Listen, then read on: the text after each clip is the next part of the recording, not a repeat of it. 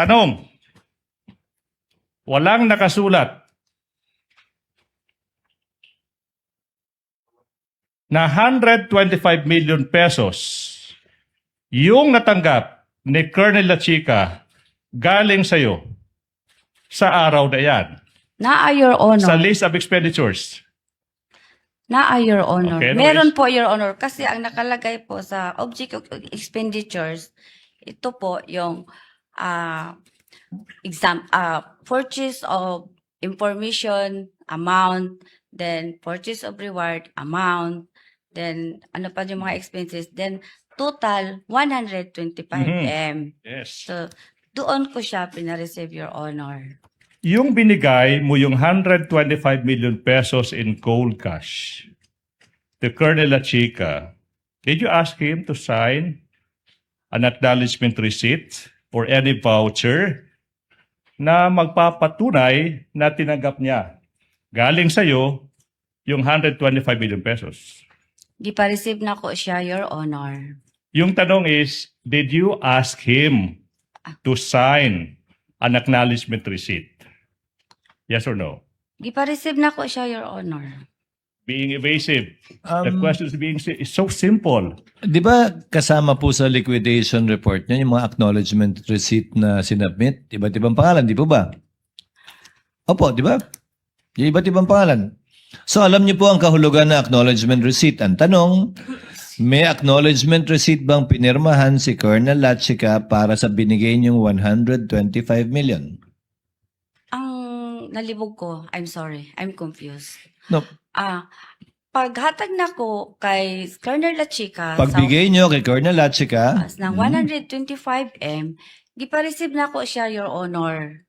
Did sa objects of expenditure nga gihatag niya sa ko, dito na nako siya di pa receive, Your Honor. Ma'am, naniniwala akong kaya niyong gamitin ang wikang Pilipino rito. Nung binigay niyo yung 125 million sa kanya, pina-receive niyo sa kanya, ibig sabihin may pinirmahan siyang papel na tinanggap niya yung 125 million mula sa inyo.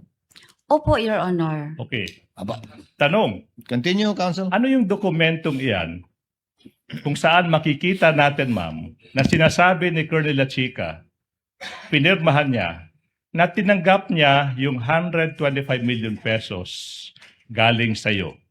Internal document namin, Your Honor. Doon po sa object of expenditures. Okay, ma'am. Dito na ko siya, doon ko siya pina-receive, Your Honor. Okay, now, ano yung nakasulat sa object of expenditure na yan na magpapatunay sa sinasabi mo ngayon na tinanggap ni Colonel La Chica yung 125 million pesos galing sa'yo?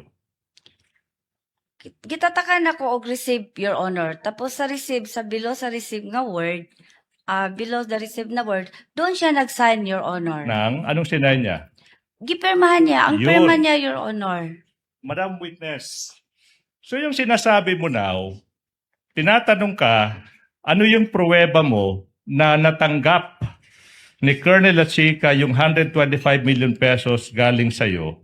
Yung sinasabi mo now, and it's plain to see, tinatakan mo yung object of expenditure. Tama po ba?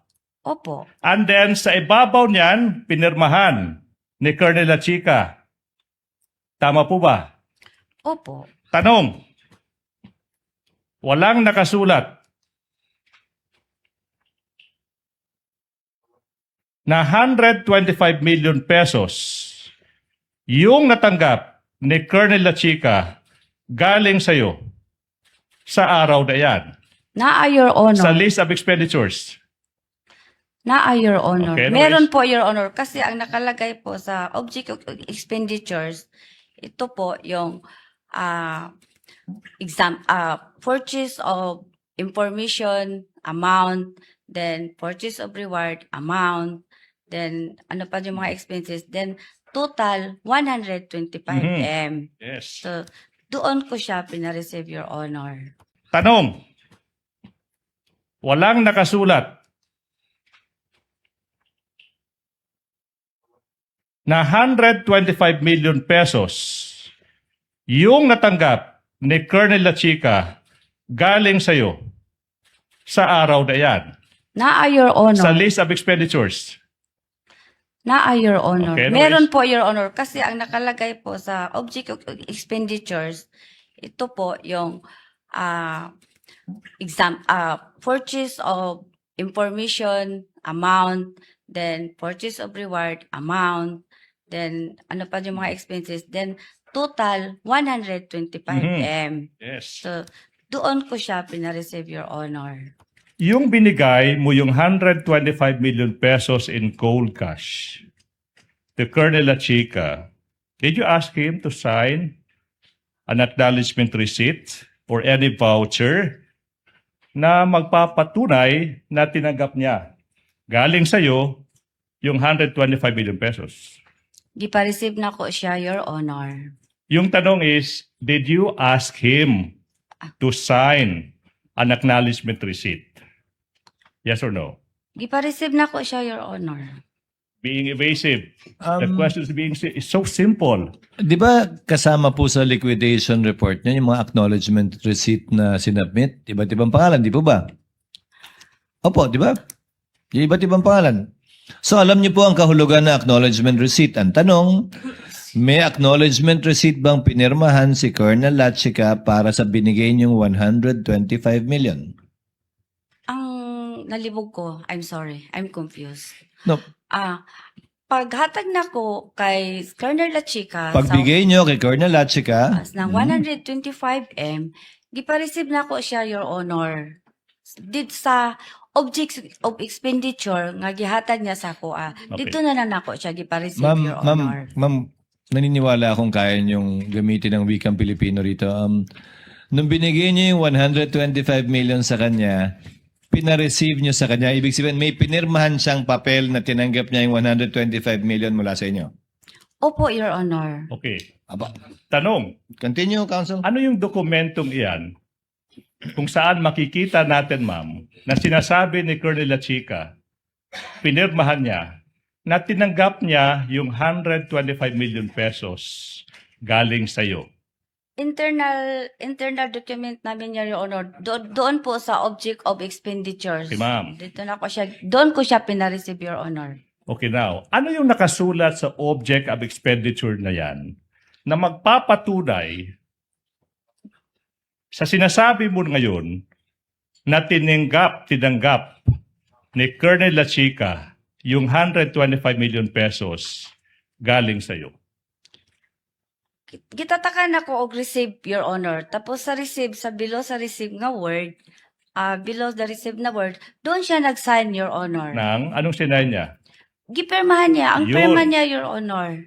Madam Witness, so yung sinasabi mo now, tinatanong ka, ano yung pruweba mo na natanggap ni Colonel Lachica yung 125 million pesos galing sa'yo? Yung sinasabi mo now, and it's plain to see, tinatakan mo yung object of expenditure. Tama po ba? Opo. And then sa ibabaw niyan, pinirmahan ni Colonel Lachica. Tama po ba? Opo. Tanong, walang nakasulat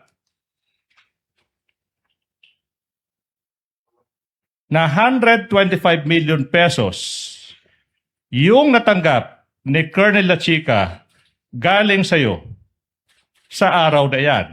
Naa, Your Honor. Sa list of expenditures. Naa, Your Honor. Okay, Meron po, Your Honor. Kasi ang nakalagay po sa object of expenditures, ito po yung purchase of information, amount, then purchase of reward, amount, then ano pa yung mga expenses, then total 125M. Yes. So, doon ko siya pina-receive, Your Honor.